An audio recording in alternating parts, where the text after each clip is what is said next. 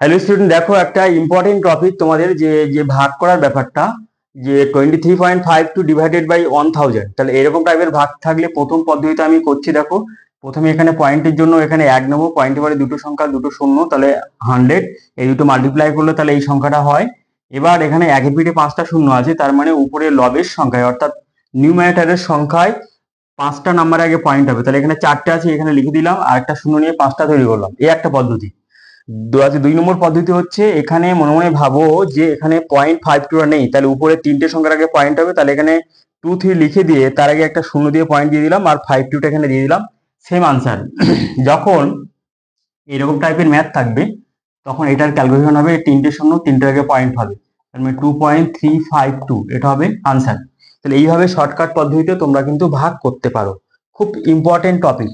দেখো, এ একটা পার্ট, এ একটা পার্ট এবং এ একটা পার্ট, একই সংখ্যা দিয়ে